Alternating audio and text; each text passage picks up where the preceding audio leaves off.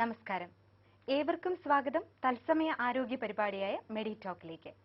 ഇന്ന് നമ്മളോടൊപ്പം സൈനസൈറ്റിസും ചികിത്സാ രീതികളും എന്ന വിഷയത്തിൽ സംസാരിക്കാനായി എത്തിയിരിക്കുന്നത് doctor T K. Alexander, HRC speciality clinic, Ernakulam.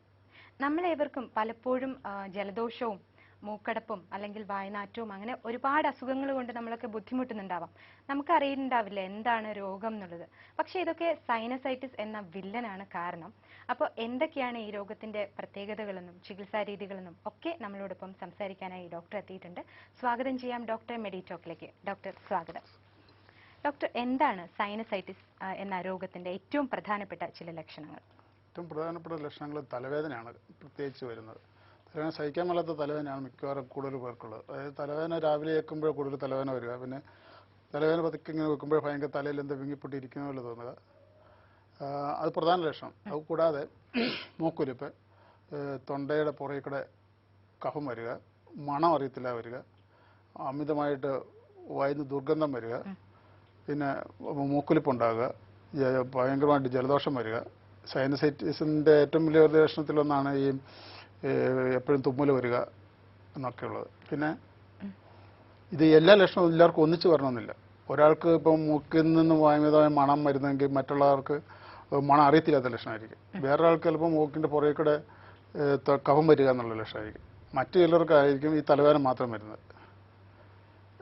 നമ്മൾ ഈ സൈനസൈറ്റിസ് എന്ന് പറയാറുണ്ടെങ്കിലും എന്താണ് ശരിക്കും ഈ സൈനസൈറ്റിസ്? സൈനസ് ഗ്രന്ഥികൾ എന്നൊക്കെ കേട്ടിട്ടുണ്ട്, അതിനെപ്പറ്റി ഒന്ന് വിശദീകരിക്കാമോ? നമ്മുടെ എല്ലാവർക്കും ഈ മൂക്കിനെ ചുറ്റിപ്പറ്റി ഒരു 8 വായു അറകളുണ്ട്.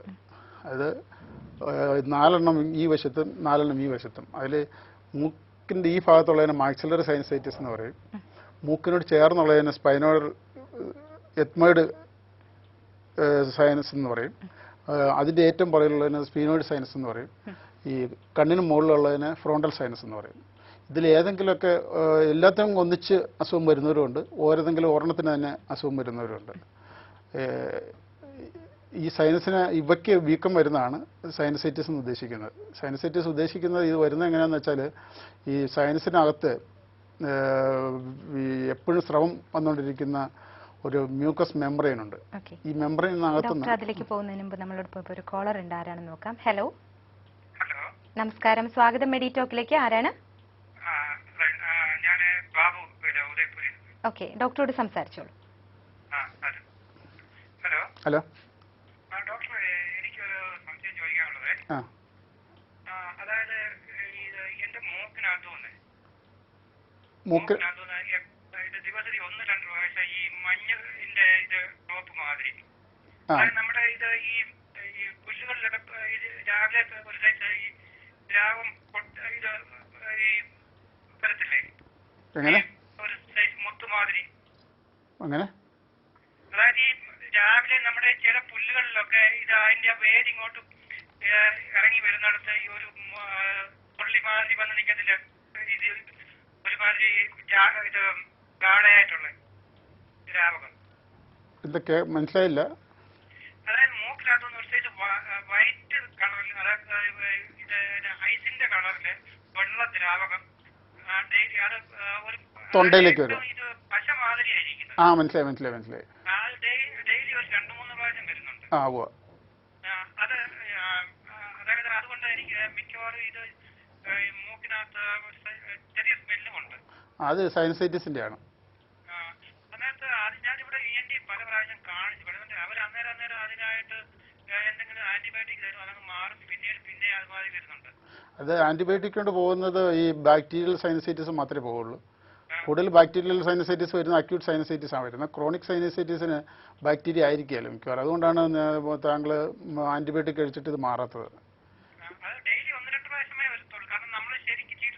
അത് വിട്ടുപോരാനും പാടായിരിക്കും.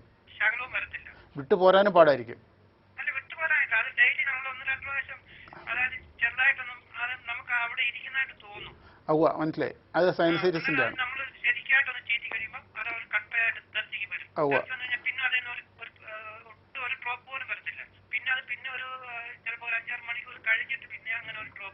അത് സൈനസൈറ്റിസിന്റെ തന്നെയാണ്. നമ്മൾ സൈനസൈറ്റിസിന്റെ അസുഖമാണ് താങ്കൾക്കുള്ളത്. അതിന് കൂടുതൽ നമ്മൾ ഇതിപ്പോൾ ക്രോണിക് സൈനസൈറ്റിസ് ആണ്. അത് കൂടുതൽ കേസ് പഠിച്ച് ചെയ്യേണ്ട ഒരു കേസാണ്. പിന്നെ താങ്കൾ പറ്റുമെങ്കിൽ നമ്മൾ ഈ പ്രോഗ്രാമിൻ്റെ അവസാനം കുറേ പദ്യങ്ങളോ അതും ഇതൊക്കെ പറയുന്നുണ്ട്, കുറേ ദിനചര്യകളെ. അതൊക്കെ നോക്കിയിട്ട് പറ്റിയില്ലെങ്കിൽ നമുക്ക് വേറെ മരുന്ന് കഴിക്കാം. ആ മരുന്നിൻ്റെ കൂടെ ഇതും കൂടെ ചെയ്യുകയാണെങ്കിൽ വളരെ ഗുണം കിട്ടും. ആ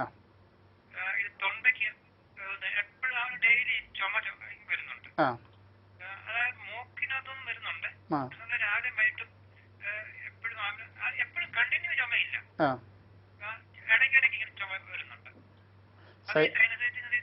സൈനസൈറ്റിസിന്റെ ചുമയാണെങ്കിൽ കൂടുതലും വൈകിട്ട് നമ്മൾ ഉറങ്ങാൻ കിടക്കുമ്പോഴായിരിക്കും കൂടുതൽ ചുമ വരുന്നത്. അത് അലർജി വേണമായിരിക്കും കൂടെ. അലർജിയും മറ്റു അലർജിയും അതിന്റെ കൂടെ സൈനസൈറ്റിസും കൂടെ കൂടി വരുന്നതായിരിക്കും.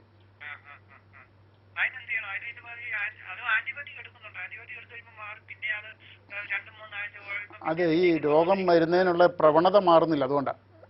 ഇപ്പം രോഗം വരുന്നതിനുള്ള പ്രവണത മാറ്റാനുള്ള മരുന്ന് കഴിക്കുകയാണെങ്കിൽ താങ്കളുടെ കുട്ടിയുടെ അസുഖം മാറാൻ സാധ്യതയുണ്ട്. മെഡിടോക്കിലേക്ക് വിളിച്ചതിന് നന്ദി. ഡോക്ടർ, ബാക്ടീരിയൽ സൈനസൈറ്റിസിനെ പറ്റി പറഞ്ഞു. അതുപോലെ ബാക്ടീരിയൽ സൈനസൈറ്റിസ് പോലെ വൈറലുണ്ടോ? ഫംഗൽ സൈനസൈറ്റിസ് ഒക്കെ ഇല്ലേ? അതിനെ പറ്റിയൊക്കെ ഒന്ന് വിശദീകരിക്കാമോ? ഈ ബാക്ടീരിയൽ സൈനസൈറ്റിസ് വരുന്നത് മുഴുവൻ അക്യൂട്ട് സൈനസൈറ്റിസ് ആണ് വരുന്നത്. അക്യൂട്ട് സൈനസൈറ്റിസ് ആണെങ്കിൽ നമുക്ക് ബാക്ടീരിയൽ സൈനസൈറ്റിസ് വരുവാണെങ്കിൽ അതിന് ആൻറ്റിബയോട്ടിക് കൊടുത്തു കഴിഞ്ഞാൽ പെട്ടെന്ന് ശരിക്കും മാറിപ്പോകും. പക്ഷേ ഈ ബാക്ടീരിയയിൽ മാത്രമേ ആൻറ്റിബയോട്ടിക് ആക്ഷൻ കിട്ടുള്ളൂ. ഈ വൈറൽ സൈനസൈറ്റിസ്, ഫംഗസ് സൈനസൈറ്റിസ്, പിന്നെ അലർജി കൊണ്ടുവരുന്ന സൈനസൈറ്റിസിനൊന്നും ആൻറ്റിബയോട്ടിക് യാതൊരു ഗുണവും കിട്ടുകയില്ല. അതിന് മറ്റ് ഈ ഓർഗാനോപ്പതിക് ഔഷധങ്ങളെ പിന്നെ നമ്മുടെ ദിനചര്യകൾ കൂടുതൽ ശരിയാക്കുക, ഇതെല്ലാമായിട്ട് മാറിക്കിട്ടും. സാധാരണ ഈ ഡസ്റ്റ് അലർജി എന്ന് പറഞ്ഞിട്ട് എല്ലാവരും പറയാറുണ്ട്. ഒന്ന് ചെറുതായിട്ട് പൊടിയടിച്ചു കഴിഞ്ഞാൽ മതി, അപ്പൊ തന്നെ തുമ്മല്, ജലദോഷം. ഇതൊക്കെ സൈനസൈറ്റിസുമായിട്ട് എത്രത്തോളം ബന്ധപ്പെട്ടിരിക്കുന്നു? സൈനസുകളെ എപ്പോഴും ഇറിറ്റേറ്റ് ചെയ്യുന്ന ഒരു സാധനമാണ് നമ്മുടെ പൊടി.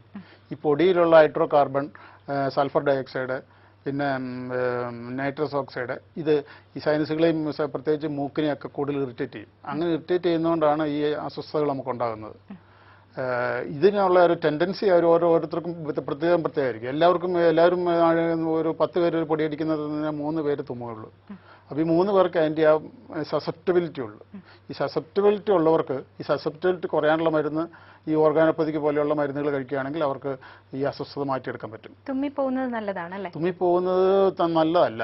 തുമ്മല് നമ്മൾ ഭയങ്കരമായിട്ട് മൂക്ക് ചീറ്റുകയാണെങ്കിൽ ആ ചീറ്റുന്നതുകൊണ്ട് അതിന് സൈനസൈറ്റിസ് കൂടും. എന്ന് വെച്ചാൽ ഈ മൂക്കിലുള്ള വൈറസ് തുടങ്ങിയ സാധനങ്ങൾ സൈനസിനുള്ളിൽ പ്രവേശിക്കുന്നതിന് ഏറ്റവും കൂടുതൽ സാധ്യത ഭയങ്കരമായിട്ട് മൂക്ക് ചീറ്റുന്നത് കൂടിയാണ് വരുന്നത്.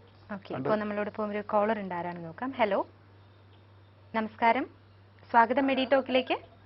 ഹലോ, ആരാണ്? ഓക്കെ, ഡോക്ടറോട് സംസാരിച്ചോളൂ മാഡം. ഹലോ, സംസാരിച്ചോളൂ.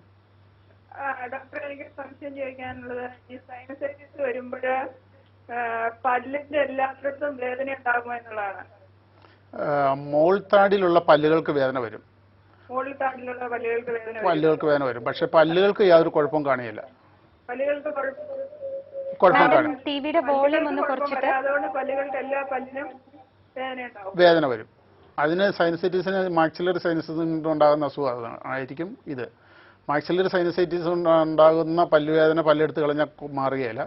അത് തന്നെയല്ല, പല്ലെടുത്ത് കളയേണ്ട ആവശ്യവുമില്ല. മാക്സിലറി സൈനസൈറ്റിസ് ചികിത്സിച്ച് മാറ്റുമ്പോൾ ഈ പല്ലുവേദന മാറും. ആന്റിബയോട്ടിക് കൊണ്ട് മാറുമോ? ഇല്ല, കൂടുതലും ആന്റിബയോട്ടിക് കൊണ്ട് മാറുന്നത് അക്യൂട്ട് സൈനസൈറ്റിസ് ആണ്. ക്രോണിക് സൈനസൈറ്റിസിന് കാരണം തന്നെ കണ്ടെത്തിയിട്ടില്ല ഇതുവരെ. നമുക്ക് അതിന് നമുക്ക് കുറച്ച് ഓർഗാനോപ്പതിക് മരുന്നുകൾ കഴിക്കണം, അല്ലെങ്കിൽ ഹോമിയോപ്പതിക് മരുന്നുകളുണ്ട്. ഇത് കൂടാതെ നമ്മൾ കുറേ നമ്മുടെ ദിനചര്യയിൽ കുറേയേറെ വ്യത്യാസങ്ങൾ വരുത്തണം. ഇതെല്ലാം അവസാനം പറയുന്നുണ്ട്. മെഡിടോക്കിലേക്ക് വിളിച്ചതിന് നന്ദി. എന്തൊക്കെയാണ് ദിനചര്യകളിൽ പ്രധാനമായിട്ടും വരുന്നത്? സൈനസൈറ്റിസ് രോഗികളെ ഏറ്റവും കൂടുതൽ ശ്രദ്ധിക്കേണ്ട കാര്യങ്ങൾ എന്തൊക്കെയാണ്? ഏറ്റവും കൂടുതൽ ശ്രദ്ധിക്കേണ്ടത് ഈ നമ്മൾ ഡീഹൈഡ്രേഷൻ ചെയ്യുന്നതാണ് ഈ സൈനസൈറ്റിസ് വർദ്ധിക്കുന്നതിനുള്ള ഒരു കാരണം. നമ്മൾ കാപ്പി കൂടുതൽ കഴിക്കുകയാണെങ്കിൽ നമ്മുടെ ശരീരത്തിന് ഡീഹൈഡ്രേഷൻ ഉണ്ടാകും. അതുപോലെ പാല് കൂടുതൽ കഴിക്കുകയാണെങ്കിലും ഡീഹൈഡ്രേഷൻ ഉണ്ടാകും. അതാണ് നമ്മൾ പാല് കൂടുതൽ ഒരു 2 ഗ്ലാസ് പാല് കുടിച്ചു കഴിഞ്ഞാൽ നമ്മൾ എപ്പോഴും തൊണ്ട ക്ലിയർ ചെയ്യാനായിട്ട് ശ്രമിക്കുകയല്ലേ.